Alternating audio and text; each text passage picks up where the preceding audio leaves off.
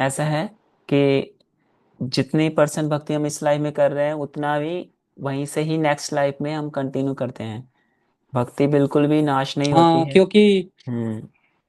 क्योंकि जड़ भरत महाराज भी जब हिरण हिरण के रूप में पैदा हुए तो जी। पिछले जन्म का उनका भक्ति सब कुछ याद था। Yes. Yes, this is very important point. यही मेन पॉइंट था हाँ जो हमने प्रभु। कल डिस्कस किया था कि भक्ति थोड़ी हम्म। मात्रा में, अल्प मात्रा में भी करने से भी, स्वल्प मात्रा में भी करने से उस भक्ति का हमें लाभ इतना मिलता है कि व्यक्ति नेक्स्ट लाइफ में वो आगे उसकी डिग्रेडेशन नहीं होती है। अगर उसको मान लो कोई निम्न योनि मिल भी गई तो बहुत जल्दी वो दोबारा से मनुष्य योनि प्राप्त करके अपनी भक्ति को कंप्लीट करके अपने जीवन को सिद्ध कर सकता है, परफेक्शन हासिल कर सकता है। तो ये पॉइंट 2.40 में भगवान बता रहे हैं। और एक और हमने स्टोरी सुना था कि थोड़ी सी भक्ति करके भी व्यक्ति का उद्धार हो गया। एक और हमने कल स्टोरी सुना था। किसका स्टोरी था वो?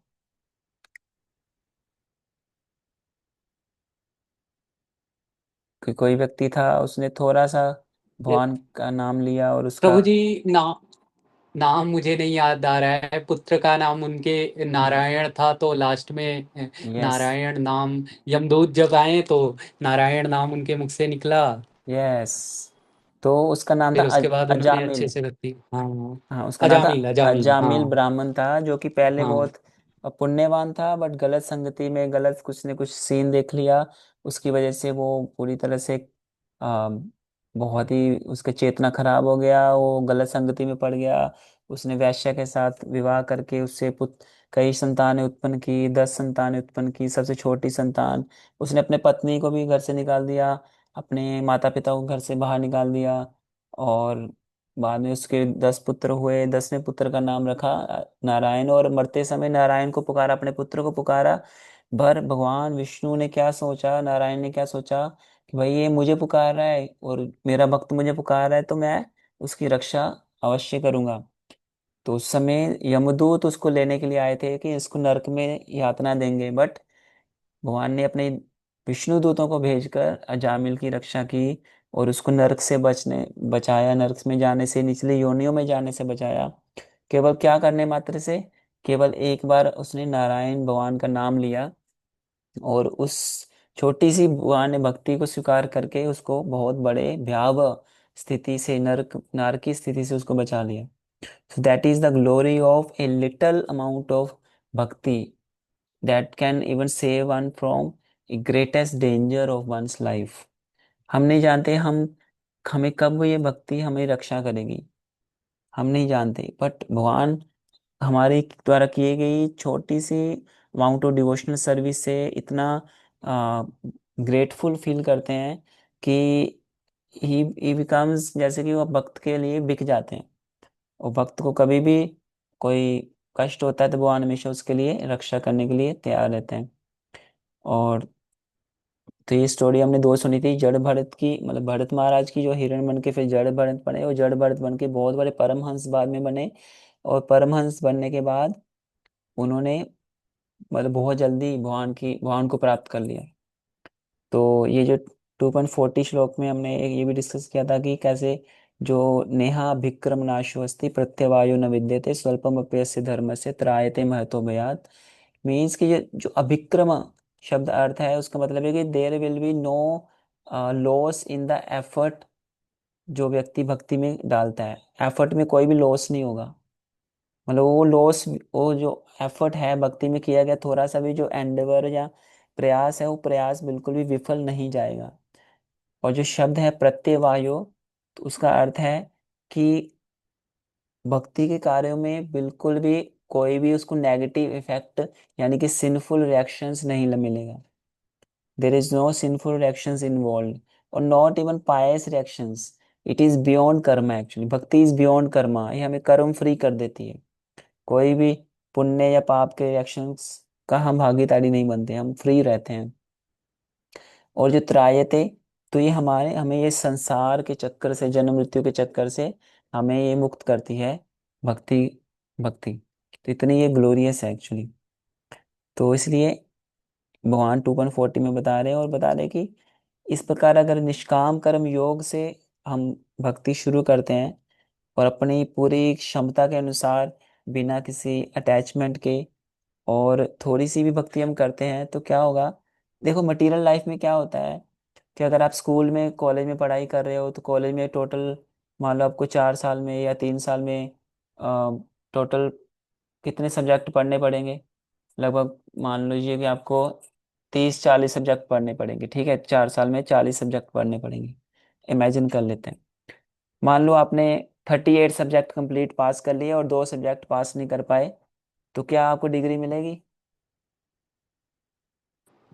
नहीं प्रभु जी। नहीं मिलेगी, because in material action, in material activities, the completion of your action is necessary for getting the desired result. अगर आपको डिजायर्ड रिजल्ट चाहिए, कर्म का रिएक्शन चाहिए अपनी इच्छा के अनुसार, तो आपको पूरा कर्म करना पड़ेगा, कंप्लीट उसको कंप्लीशन तक पहुंचाना पड़ेगा, तभी जाके आपको उसका फायदा होगा। तो, तो इसी प्रकार जैसे आप कोई व्यक्ति घर बनाता है, तो घर बनाने के लिए उसको सीमेंट चाहिए, उसको पत्थर चाहिए, उसको ईंटें चाहिए, उसको रेत चाहिए, है ना, और सरिया चाहिए। तो मान लीजिए कोई एक चीज मिसिंग है उसमें से, तो क्या घर बन सकता है? मान लो कि रेत ही नहीं है, नहीं प्रभु जी। तो नहीं बनेगा ना। उसी प्रकार मटेरियल लाइफ में कोई भी एक्शन को कंप्लीट करना है, रिजल्ट चाहिए, तो रिजल्ट कंप्लीट चाहिए, तो उसके लिए आपको पूरा उसको एंडेवर 100% कंप्लीट करना ही पड़ेगा, तभी उसका रिजल्ट मिलेगा। बट भक्ति में ऐसा नहीं है। भक्ति में आपने मान लो कुछ भी लिटिल एंडेवर किया, आपने 10% किया, मान लो व्यक्ति इस जन्म में 10% नहीं कर पाया, तो नेक्स्ट लाइफ में उसको 11% से शुरू करके वो आगे प्रगति करेगा। मान लो उसने आगे जाके फिर 30% तक कंप्लीट किया, फिर उसका मान लो लाइफ खत्म हो गया, तो नेक्स्ट लाइफ वो 31 से शुरू करेगा। तो इस प्रकार भक्ति जो है वो कभी भी लॉस नहीं होती। भक्ति में कोई भी लॉस नहीं, इसीलिए शब्द का अर्थ है प्रत्यवायो, या और त्रायते, या अभिक्रमा। ये शब्द इंडिकेट करे, अभिक्रमा शब्द स्पेसिफिकली, कि भक्ति के कार्य में जो भी आप एंडेवर डालते हो, एफर्ट डालते हो, दैट इज शाश्वत, that is eternal bank account count होगा। उसमें जितना आपने इन्वेस्ट किया वो शाश्वत काल तक वो हमेशा बना रहेगा। उसमें बिल्कुल भी कोई चोर या डकैत सेंध नहीं लगा सकता। इतनी बड़ी उसमें क्या है, मतलब सुरक्षा है। उसके विपरीत इस संसार में जो हम कोई अदर एक्टिविटीज करते हैं, चाहे वो पढ़ाई है, चाहे घर बनाना हो, चाहे बिजनेस बिजनेस हो, चाहे आपकी जॉब हो, जब तक आपने रिजल्ट लाके बॉस को हाथ में नहीं दिया, तब तक आपका वो काम अधूरा माना जाएगा, आपको उसकी कंप्लीट करके देना ही पड़ेगा। ऐसा होता है कि नहीं होता पीयूष प्रभु?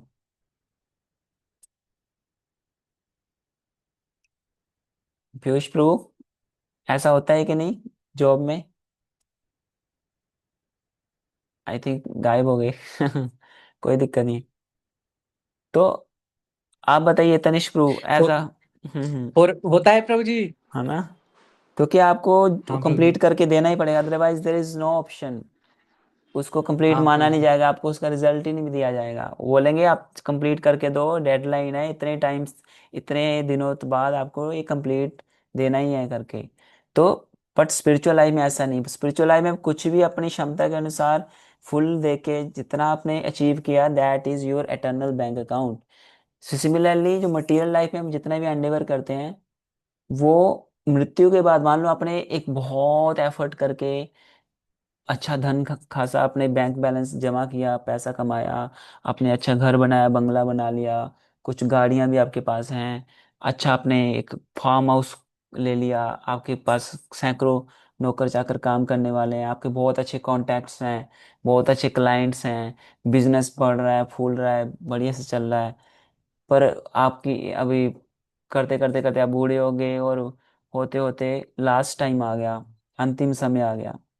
तो अंतिम समय में मान लो कि कोई आप यमदूत लेने के लिए आए, या कोई भी लेने के लिए आया, तो आप उनको बोल सकते हो कि अभी मुझे मत लेके जाओ, अभी आपको जा पता नहीं मेरा बिजनेस इतना बढ़िया फल रहा है, फूल रहा है, इतने कंट्रीज में मेरा बिजनेस के कॉन्टैक्ट्स है, इतने क्लाइंट्स हैं, डेली का इतने करोड़ों का बिजनेस मेरा चलता है, इतने लोग मेरे अंडर काम कर रहे हैं, अभी मेरा टाइम नहीं आया, मैं अभी नहीं जा सकता। आप बोल सकते हो क्या? या मेरे इतने प्रोजेक्ट्स पेंडिंग पड़े हुए हैं, let me complete them first, कोई कह नहीं सकता? प्रभु जी। कोई नहीं नहीं बोल प्रभु जी। सकता। So this is the very basic flaw in material concept of life. Material life का ये बहुत बड़ा फ्लॉ है। अब जितना मर्जी एफर्ट डाल के अपने पूरी पृथ्वी का साम्राज्य भी हासिल कर लोगे, स्टिल मृत्यु के बाद आपके पास वो जो साम्राज्य का एक चुन्नी भी साथ नहीं जाएगी, एक पैसा भी साथ में नहीं जाएगा। पर स्पिरिचुअल लाइफ जो आप प्रैक्टिस कर रहे हो, आप जो भगवान के नाम का जप कर रहे हो, या गीता का पाठ कर रहे हो, गीता भगवत गीता या भागवत शास्त्र आदि अध्ययन कर रहे हो, और एक ऐसे हम जो सत्संग में भागवत कक्षा में भगवत गीता क्लास में आते हैं, इससे हम श्रवण करते हैं, इस गीता को सुनने मात्र से हमारा शुद्धिकरण होता है। इससे जो आपको भक्ति का पुण्य मिलेगा, भक्ति का जो एक सुकृति मिलेगी, वो सुकृति आपको मृत्यु के बाद हमेशा, आप आत्मा के जात, आप जो आत्मा हो आपके साथ हमेशा साथ जाएगी। तो आप इमेजिन कर सकते हैं, this is called eternal bank account, no robber can loot it. कोई भी लुटेरा इसको लूट नहीं सकता, कोई चोर इसको चुरा नहीं सकता, और इसमें कोई भी मतलब सेंध नहीं लग सकती, ये हमेशा रहेगा। ये ऐसी ही संपत्ति है एक्चुअली। इसलिए भगवान ये भगवत गीता के 240 में डिक्लेयर कर रहे हैं अर्जुन को, और भगवान की कही गई बात इज ऑलवेज ट्रू। तो इसलिए अगर व्यक्ति इस समझ के साथ जीवन जीता है, तो वो इस ज्ञान के साथ अगर स्टेडी हो, अपनी जीवन स्टेडीली जिएगा, बहुत वो विचलित नहीं होगा, क्योंकि उसको पता है मुझे एटर्नल रिजल्ट किससे मिलेगा, स्पिरिचुअल लाइफ से, भक्ति से मिलेगा। Let me get very determined, very convinced, practice my spiritual life with like chanting, reading, hearing, with very determination, because it is only bhakti only is going to give me that transcendental eternal divine result. Material activities, no doubt they are necessary, but we should be aware this will not go with me. Its results they will destroy over the time. मृत्यु के बाद तो सारा इसका जो भी मैं साम्राज्य इकट्ठा कर भी लूं, all is going to be zero after death, a big zero, no use. As a duty, I should perform my all material activities, but I should be aware that actually, if I am going to get some result, कुछ फायदा होने वाला है ultimately, तो मुझे भक्ति और भगवान की कृपा से ही होने वाला है, मटेरियल एक्टिविटीज से नहीं होने वाला है। तो ये समझना बहुत जरूरी है। 2.40 श्लोक से हमें भगवान बता रहे हैं। नाउ सेकंड नेक्स्ट श्लोक 2.41, तो इसमें भगवान बता रहे हैं, बहुत इंपॉर्टेंट श्लोक है। व्यवसायात्मिका बुद्धिरेकेह कुरु नंदन, बहुशाखा ह्यनंताश्च बुद्धयो व्यवसायिनाम। तो इसमें भगवान बता रहे हैं कि those who are on this path of spiritual life और bhakti yoga, they are resolute in purpose and their aim is one. The intelligence of those who are irresolute is many branched. इसमें क्या भगवान बता रहे हैं बेसिकली इस श्लोक में, कि व्यवसायत्मिका बुद्धि, कि जो भक्ति के पाथ में है डिवोटी, उसकी जो बुद्धि है वो क्या है, वो व्यवसाय सहायक में, यानी कि फोकस्ड है, वो कंफ्यूज नहीं है, उसको पता है मुझे भक्ति के कार्यों से परम कल्याण मेरा होने वाला है। तो उसमें व्यवसायत्मक यानी एक वन पॉइंटेड फोकस अटेंशन के साथ भक्ति के कार्यों में वो लगता है। और दूसरी बुद्धि होती है बहुशाखा बुद्धि, कि मैनी ब्रांच्ड, कि बुद्धि दूसरे भी कार्यों में लगी हुई है, इधर भी फंसी हुई है, इधर भी फंसी हुई है, ये भी फंसा हुआ, वो भी फंसा हुआ है। इसके चक्कर में क्या होता है, वो उसका जो वन पॉइंटेड अटेंशन नहीं हो पाता भक्ति के कार्यों में, जिसकी वजह से वो उसकी जो जीवन में क्या है, सिद्धि प्राप्त नहीं कर पाता, परफेक्शन को हासिल नहीं कर पाता। तो ये भगवान इसमें बता रहे हैं कि जो व्यक्ति की बुद्धि बहुत ज्यादा, intelligence is divided into many branches, so one is not resolute in his purpose, उसका गोल के प्रति भी वो पूरा डिटरमाइन नहीं हो पाता। क्योंकि बुद्धि इधर उधर फंसी हुई है, उसको कंफ्यूजन है, ये सही है ये सही है। इसलिए जब तक हमारी इंटेलिजेंस फिक्स नहीं हो पाती कि लाइफ का अल्टीमेट जो श्रेयस क्या है, अल्टीमेट परफेक्शन समाधि क्या है, तब तक व्यक्ति की बुद्धि इधर उधर फंसी रहेगी। जब पता रहेगा कि नहीं, अल्टीमेटली मेरा उद्धार कैसे होगा, भगवान की कृपा से ही होगा, भगवान के बिना मेरा कोई भी उद्धार नहीं कर सकता है, मटेरियल एक्टिविटी से तो बिल्कुल भी नहीं होगा। इसलिए उस वो व्यक्ति जब इस तरह से प्रॉपर ज्ञान के साथ अपनी एक्टिविटीज, भक्ति के कार्य को करता है, निष्काम कर्म योग को बुद्धि योग के साथ, इंटेलिजेंस के साथ करता है, तो उसकी बुद्धि क्या है, बहुत ज्यादा फोकस रहती है, और वो उसका जो रिजल्ट मिलेगा ultimately, that would be eternal result. भगवान उसकी हमेशा रक्षा करेंगे। तो ये 2.45 में भगवान बता रहे हैं। इसके संदर्भ में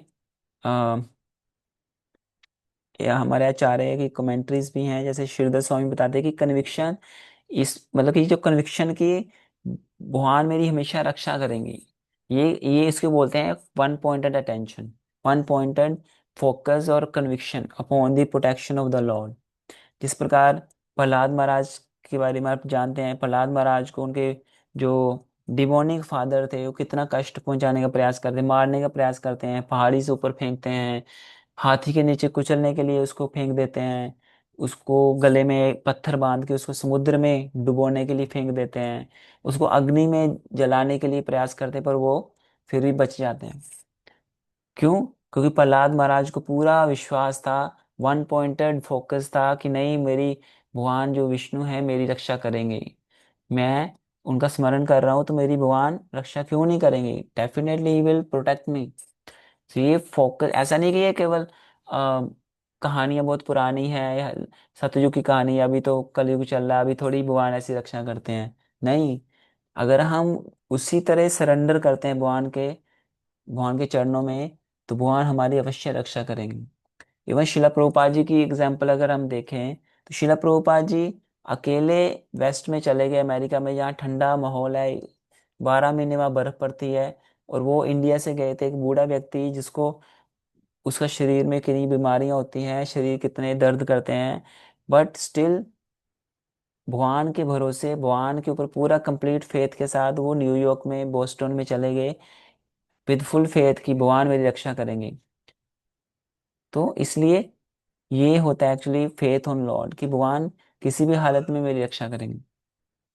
इसलिए उनकी जो बुद्धि है, बहुत one pointed focused upon the purpose of the Lord, भगवान का क्या पर्पस है, भगवान मेरे से क्या चाहते हैं, तो वो एक्टिविटीज में उनका पूरा फोकस रहता है। उसकी वजह से क्या होगा, वो अपनी इंटेलिजेंस को फालतू की चीजों में डिवाइड नहीं करते, तो उनकी बुद्धि पूरी तरह से फोकस रेजोल्यूट रहती है।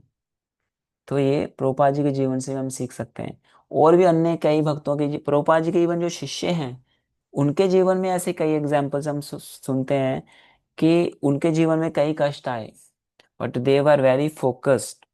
कई बार उनके शिष्यों को, जैसे रशिया जैसे कंट्रीज में, वहाँ पे तो स्पिरिचुअल लाइफ की ये प्रीचिंग वगैरह कर नहीं सकते, तो वहाँ पुलिस, केजीबी जो पुलिस है, डिवोटीज को पुलिस मतलब जेल में डाल देती थी कि आप लोग ये हरे कृष्ण कर रहे हो, प्रचार कर रहे हो, ये सब अलाउड नहीं है, तुम लोग, है ना, गैर कानूनी काम कर रहे हो, तो उनको कष्ट देते थे। जेल में बहुत ज्यादा उनको यातनाएं देते थे, बहुत ज्यादा कष्ट देते थे, उनको मार मार इतना मारते थे कि बेहोश हो जाते थे, उनके खून मतलब शरीर में इतना मार मार के उनकी चमड़ी उधार देते थे, इतना मारते थे।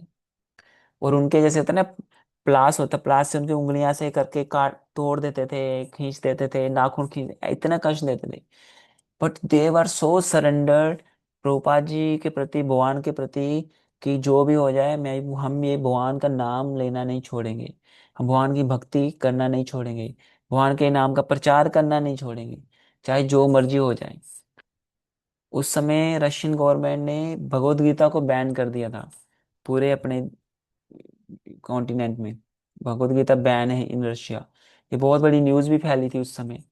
बट जब कोर्ट में ये सब केस चल रहा था कि इस्कॉन और गवर्नमेंट के बीच में, तो अल्टीमेटली उनको समझ में आया कि नहीं, ये कोई गलत बुक नहीं है भगवत गीता, इसको बैन करने की कोई ज़रूरत नहीं है, तो बहुत अच्छी धार्मिक बुक है, और इसमें बहुत सारे लाइफ के गुड लेसन्स सिखा रही है। तो way to ban this, it should be spread all over the world. So government ने इस्कॉन के फेवर में अपना वो दिया अल्टीमेटली जजमेंट, और अभी भी इस्कॉन की भगवद गीता रशियन भाषा में और कई और भाषाओं में पूरा रशिया में पढ़ाई जाती है, पढ़ी जाती है।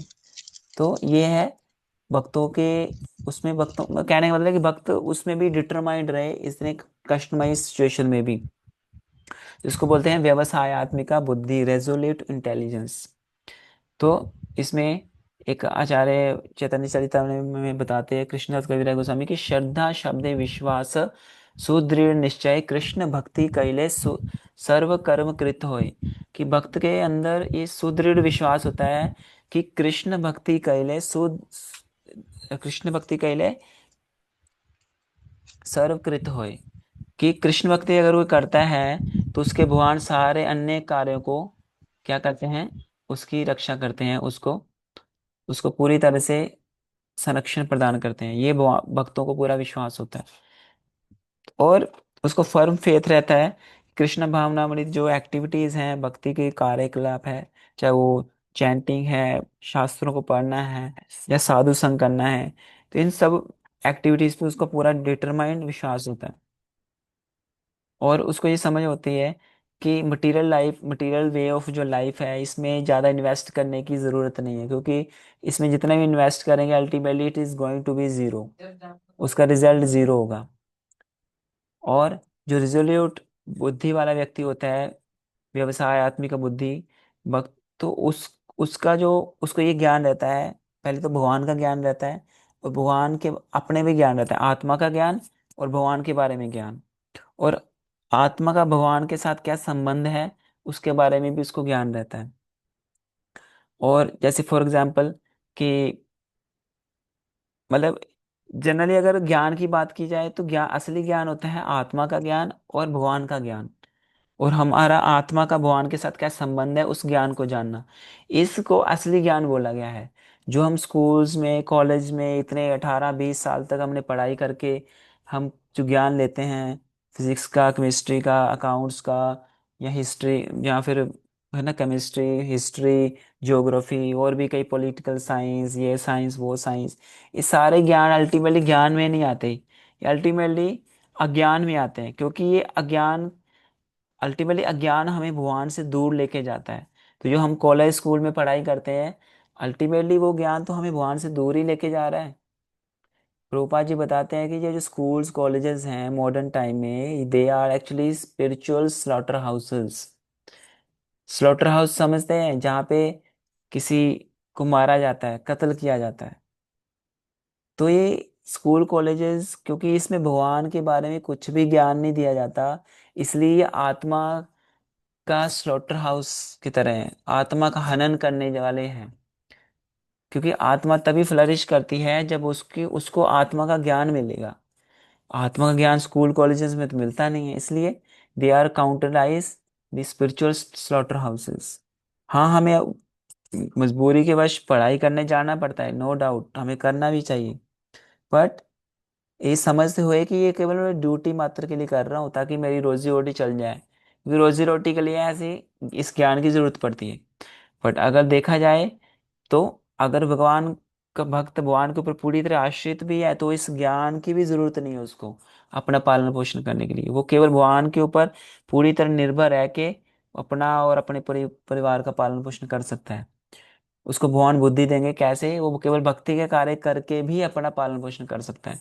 क्योंकि भगवान भगवत गीता में बताते हैं कि अनन्यश्चिंतयन्तो माम ये जना पर्युपासते तेषां नित्याभियुक्तानां योगक्षेम वहाम्य हम। भगवान कहते हैं जो मेरा अनन्य भाव से मेरा भजन कर रहा है, नित्य भजन कर रहा है मेरा, वो उसके जीवन में जो कुछ भी कमी है उस कमी को मैं पूरा करता हूँ, और जो भी उसके पास है उसकी मैं रक्षा करता हूँ।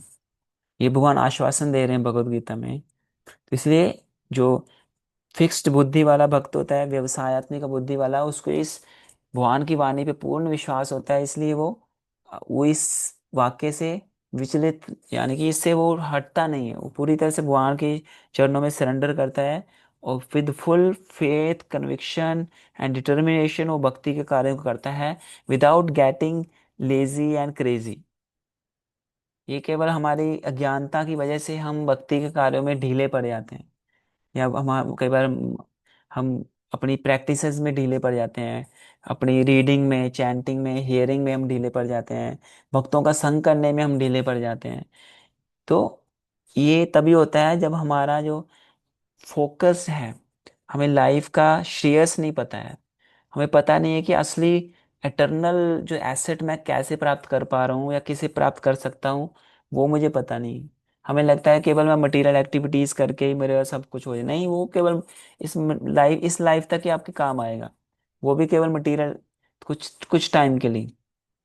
आगे तो आपका एक एक परसेंट भी काम नहीं आने वाला। इसलिए हमें हर मटेरियल अपनी ड्यूटीज करनी है, but at the same time spiritual life को भी बहुत गंभीरता के साथ पालन करना है, with full faith and attention, व्यवसाय आत्मिका बुद्धि। और जो व्यवसाय आत्मिका बुद्धि वाला जो डिवोटी है, उसमें और क्या गुण है कि वो स्पिरिचुअल जो मास्टर है, जो गुरु हैं, he is dedicated for the service of his spiritual master. Prabhupada ji जो थे, उन्होंने जब ये श्लोक पढ़ा 2.41, उसमें उन्होंने कमेंट्री पढ़ी आचार्य श्री विश्वनाथ चक्रवर्ती ठाकुर जी की, जिसमें वो लिखते हैं कि best kind of intelligence I can have is the intelligence used in the service of Krishna. हमारी बुद्धि का सदुपयोग तभी है जब हम इस बुद्धि को यूज करेंगे भगवान कृष्ण की सेवा के लिए। तो अगर भगवान की सेवा के लिए बुद्धि यूज करें, that means it is fixed intelligence, यानी कि व्यवसायत्मिका बुद्धि। अगर भगवान की सेवा के अलग हम अपनी बुद्धि को यूज कर रहे हैं भौतिकवादी जीवन जीने के लिए, तो वो ज्यादा इतनी श्रेयस्कर नहीं है, वो मैनी ब्रांच्ड इंटेलिजेंस है, यानी कि डिवाइडेड इंटेलिजेंस है।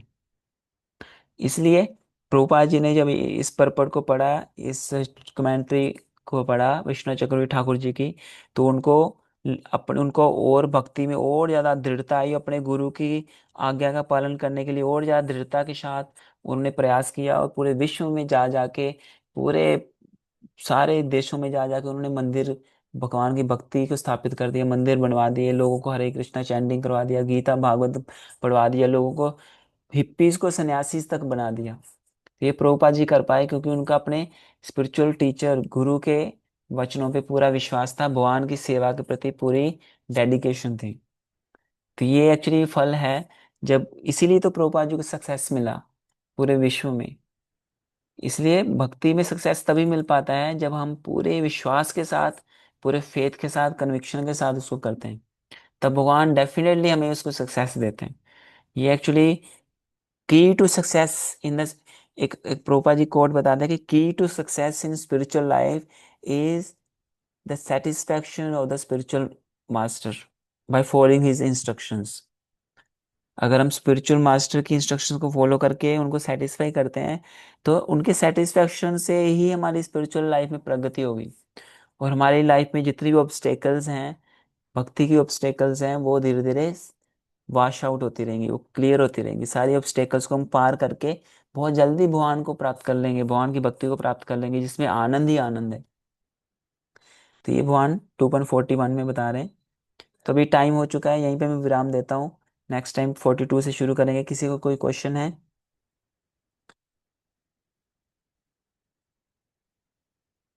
Any question?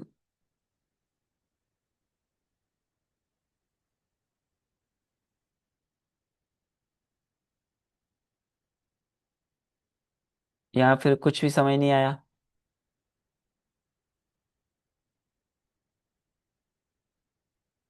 ओके। प्रभु जी हरे कृष्णा। हरे कृष्णा अमन प्रभु। आपने लास्ट कोटेशन जो प्रभुपाद जी का मेन वाला बताया, एक बार फिर से बता देंगे, मुझे नोट करना है। मतलब सेटिस्फैक्शन ऑफ गुरु, गुरु आपको हाँ। मतलब लीड करेगा सक्सेस, ऐसा यस। करके कुछ था। हाँ, the key to success in spiritual life is the satisfaction of the spiritual master. एक बार फिर से बताएंगे please. The key to success in spiritual life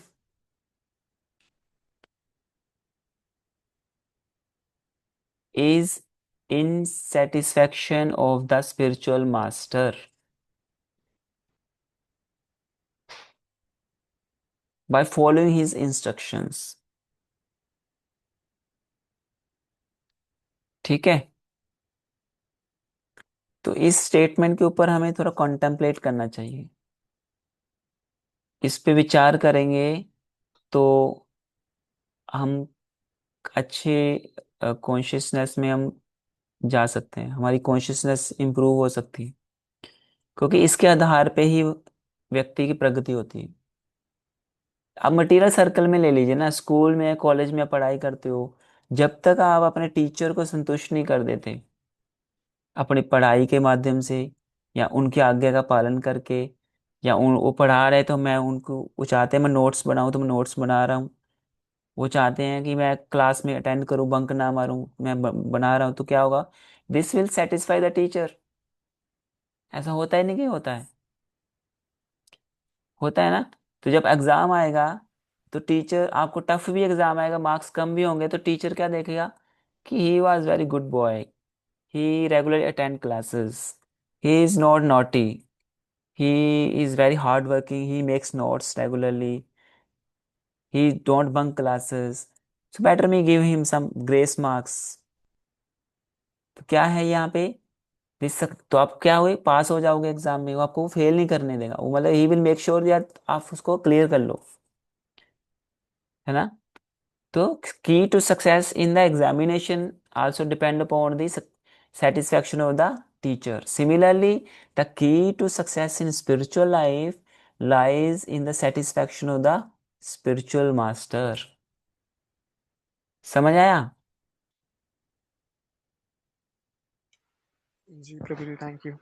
हाँ, तो ये क्लियर एंड सिंपल सा फंडा है, इसमें कोई ज़्यादा रॉकेट साइंस नहीं है। बट इन प्रिंसिपल्स को हमें कंटेम्पलेट करना चाहिए, इस पे मनन करना चाहिए, और इसी के बेस पे ही हमारी स्पिरिचुअल लाइफ में प्रगति होती है एक्चुअली। इसलिए शिला प्रभुपाद जी कहते हैं कि I will never die, I will live by my books, through my books I will live forever. क्योंकि प्रभुपाद जी की बुक्स जो आगे आने वाले 10,000 सालों तक लोग पढ़ेंगे और भगवान की भक्ति करेंगे, और भक्ति करके भगवान के धाम भी जाएंगे, इसमें कोई भी संशय नहीं है। प्रभुपाद जी ने ये एक डिक्लेरेशन दिया हुआ है कि हमारी जो बुक्स हैं वो साक्षात शास्त्रों की वाणी है, अगर उसका कोई पालन करता है अगले 10,000 आने वाले सालों में लोग भक्त बनेंगे और उनका कल्याण होगा। तो ये स्टेटमेंट है। अगर इस स्टेटमेंट पे हमें विश्वास होगा तो हम पहले तो खुद पढ़ेंगे, भाई प्रभुपाद जी की बुक्स हैं, हमें खुद पढ़नी चाहिए, पहले तो हमें खुद अपना, मतलब, क्योंकि पहले कोई व्यक्ति किसी को कुछ कुछ फायदा नजर आता है तो पहले खुद का व्यक्ति फायदा करता है, कि अगर खुद फायदा लाभ ले लेता है, फिर वो दूसरों को ही बताता है भाई तुम भी फायदा लो इस चीज का, तुम क्यों परेशान हो रहे हो, ये लॉटरी लगाओ, इससे तुम्हें लाभ होगा, मेरा लाभ हुआ, मेरी लॉटरी निकल गई। उसी प्रकार स्पिरिचुअल लाइफ में हमें अगर पता है कि स्पिरिचुअल लाइफ में, एक्चुअली स्पिरिचुअल लाइफ ऐसा नहीं कि हमारी लाइफ का एक पार्ट है, नहीं,